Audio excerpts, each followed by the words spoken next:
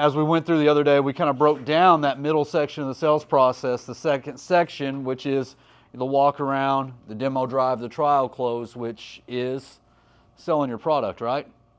So as we go into the walk around, that's one of the major portions where you learn how to sell your product and when you're actually selling your product to your client.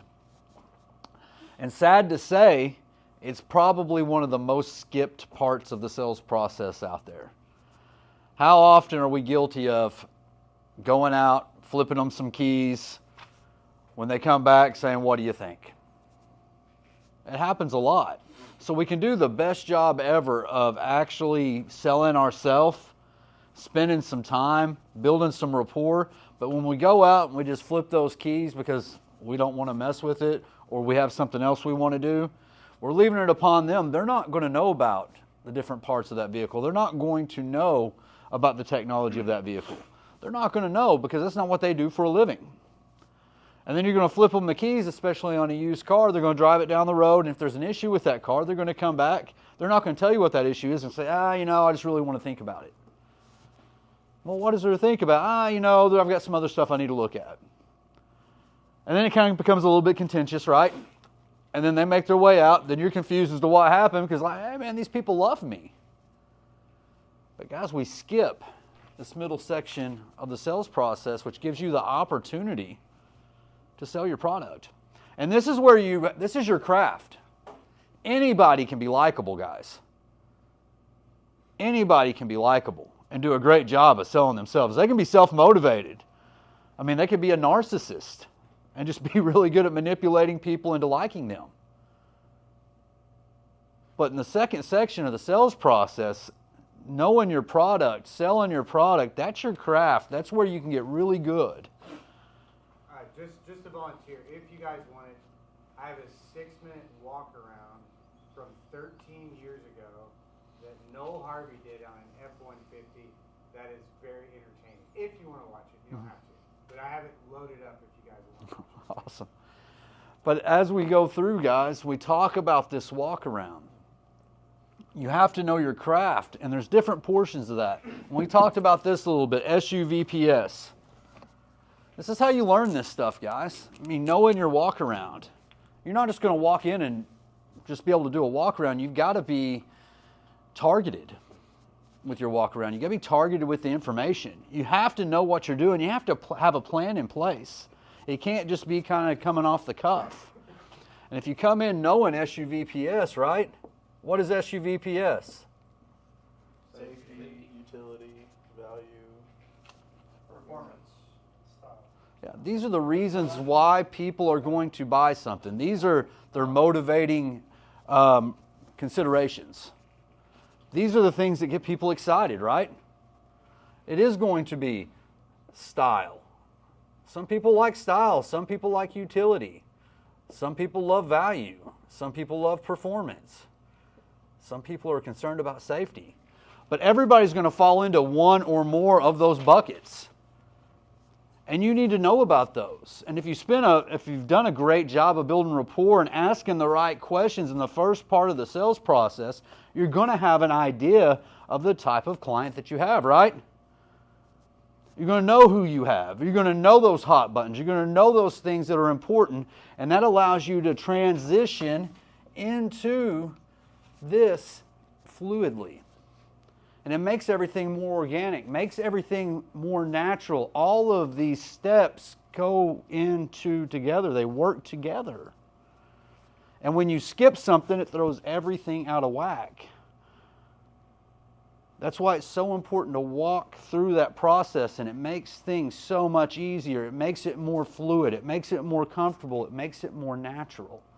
And as you know who you're dealing with and what their motivating factors are, it allows you to tailor your walk around, your product presentation to them as an individual, right? If you don't do that, what do? What do some people do? If they even do it at all.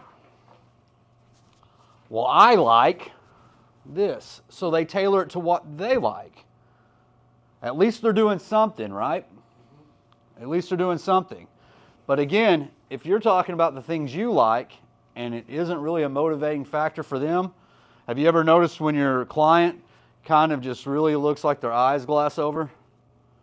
And they don't say much and they're kind of in a trance because they're not hearing anything you have to say.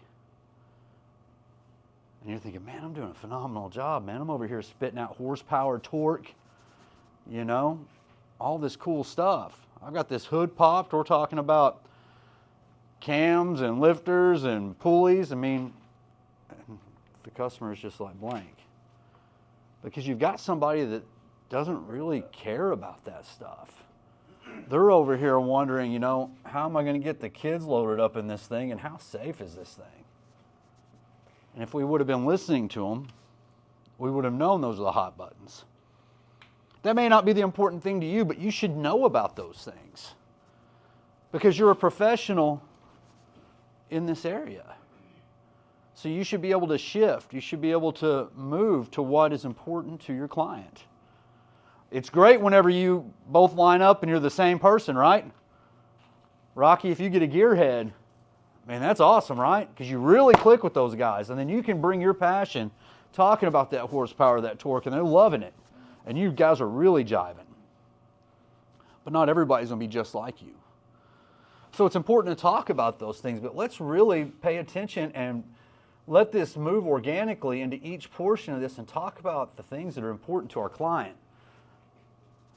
As we build our craft and we're walking around, we're getting the opportunity to sell that product to them, to tell them why this product's better than anything else out there in the market. People have tons of choices. They can buy Chevy, they can buy GMC, they can buy Honda, they can buy Buick, they can buy Chevrolet. I mean, they can buy Dodge, Chrysler, Jeep, Ram, Hyundai, Kia. All right here. So when we don't sell our product, what does it come down to? Usually price. Price, which takes you to a transactional sales process, which leads to what? Lower customer satisfaction, lower grosses, lower employee satisfaction. Usually deals with more issues after the fact. There's a whole lot of issues. Lack of repeats, lack of referrals. It's not the path we want to go. It's not the place we want to go. We want to go relational, and this is a part of the relational selling process. Going into a relationship, listening, active listening, finding out what is important to them, and then tailoring your walk around to the things that are important to them. Everybody's going to fall into one of these.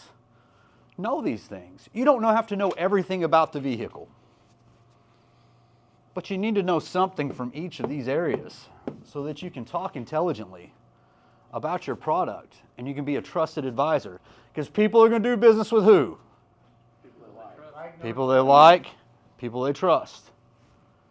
That's who they want to do business with. And as you've done a great job in the first portion, right? Of getting them to like you. They like you. This is where they trust you. They trust you as a consultant. You're not just a car salesman. You're a consultant. You're helping them make a decision. You're help solve their unique problem, their automotive problem. And you're listening to what they like. And you're going through and you're tailoring that walk around to the areas that will solve their problem. And through that, what are you doing? You're presenting a case, right, to how this is going to solve your problem. You come out of that, guys, you can go into Fab 5. Features and benefits, times 5. It's an easy way to remember it. There's 5 of these. There's 5 reasons why somebody buys a vehicle. Tie them in together. Walk around your vehicle. There's a front, there's a side, there's a back, there's another side, there's an inside. There's 5 sections. If you'll tie all this in together, you can go through this process and be able to talk about style. You can talk about utility. You can talk about value. You can talk about performance. You can talk about safety. You can do that as you're walking around the vehicle. And then you can set them inside and lean straight into technology. And there's technology all over these vehicles. One of the biggest selling points. I took some notes here. Style. Give me an example of style, Rock. Redesigned front end on the new Escape. You guys want something easy? Style. Black appearance package. That's easy to talk about, isn't it? And that's a big style cue. A lot of people like that. That's easy. Utility. One of the easiest utilities. It'll tell a lot. Third row. That's utility. You can talk about third row, about the capabilities of that. Again, you don't have to know everything about this. You need to just know a little bit and be an expert at that. Value. Incentivized financing. 1.9% times 72 months. While you're out there talking about the vehicle, you know value's important. Hey guys, let me show you this new F-150. You got 1.9% for 72 months. I mean, there's not much more value than that. That's a ton of value. Performance, 3.5 liter EcoBoost, 400 horsepower, 510 or 500 pound-foot torque. Anybody can remember that. You want to talk about performance? Safety all day long. Crash test ratings. Crash test ratings, crumple zones, side curtain airbags, adaptive cruise control. See, guys, it's not that hard, but we have to spend a little bit of time getting to know our product. And far too often, we have clients walk in these doors and they're more knowledgeable about your product than you are. So when your client walks in the door and they're more knowledgeable in the space than you are you a trusted advisor at that point? Even if they like you, what do you become? An order taker or a car salesman? And how do people feel about car salesmen? Not good. Not good. Guys, in this business, we want to make all the money. But we don't want to put in the work to learn the craft. Guys, this is the craft. This is the craft. Raise your hand. Raise a hand. When's the last time, has anybody done a walk around the last week? When's the last time you practiced your walk around? Have you practiced in the last week? Have you practiced in the last 2 weeks? Have you practiced in the last 3 weeks? Last month? Last quarter? Last 6 months? Last year? How do you expect to become a pro at something if you're not willing to put in any time in practice? If you only play on game day, how many games are you going to win? Guys, you got to put in the time. To become an expert, it takes 10,000 hours. 10,000 hours. And we're only putting in the effort occasionally when it's game day. How do you expect that to go?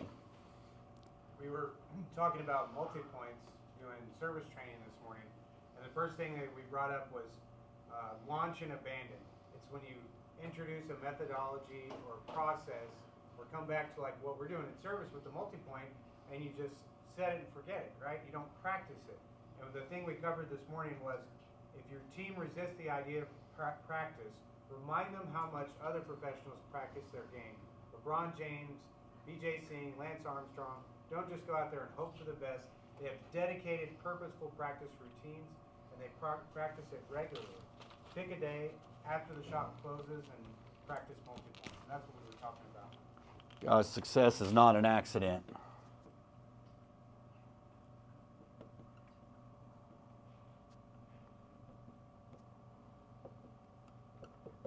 Success is not an accident.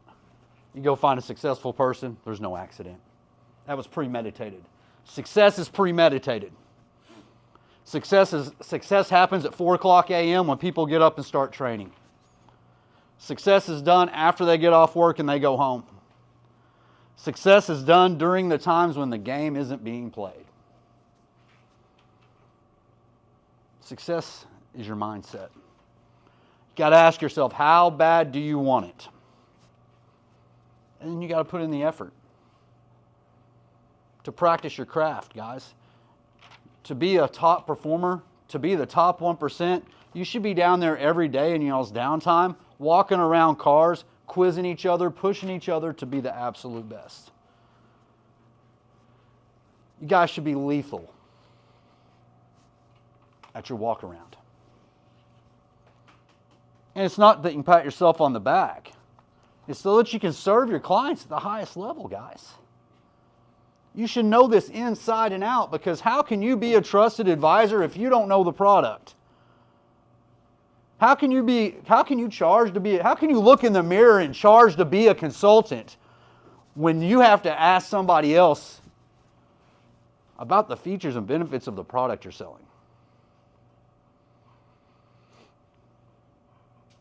If you don't know your features and benefits, and if you're refusing to walk around and know your product and present your product to your client in a professional way with knowledge, you're no different than a guy that works at Burger King taking orders. And nobody can do this but you. All I can do is stand up here and share the information with you. Try to make it easier. Try to show you how this can benefit you. But at the end of the day, you have to take this knowledge, you have to take this wisdom, and you have to run with it. You have to want it, because success isn't an accident. Success is on purpose. Success is a mindset. Success is an indomitable will not to be defeated. Success is wanting to serve the people that you interact with at the absolute highest level. Success is wanting to help everybody that you deal with. Success is looking to be a problem solver. Success is more about helping others than helping yourself. So you got to shift your mindset. It can't be, how can I make the most out of this opportunity that I've been given today? How can this benefit me? It's got to be walking in and saying, hey, how can I help the most people today? And whoever helps the most people, those people are going to help them. So guys, that's the challenge. This stuff's not rocket science, guys. Again, you don't have to have a pocket full of hooks. It ain't about hooks. It ain't about closes, guys. You don't need closing statements if you'll follow the process. Because if you follow the process and you listen and you actually care and you're looking to solve problems, they're going to tell you what they want to accomplish. And if you'll listen to them and actually try to help them and walk through it and educate them and show them the way and show them the solution and do it from a pure heart, they're going to close themselves. The closing is the easiest part unless you skip all this, and then it's the absolute hardest part. Because you're trying to convince somebody to do something they don't really want to do.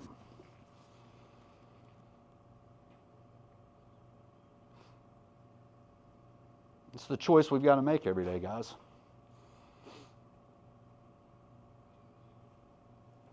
You've got two choices in life, and there's two pains you must feel in life. There's the pain of discipline. There's the pain of regret. This is hard. It's easy on the days you want to do it. It's hard on the days you don't. It's hard to walk this process every time.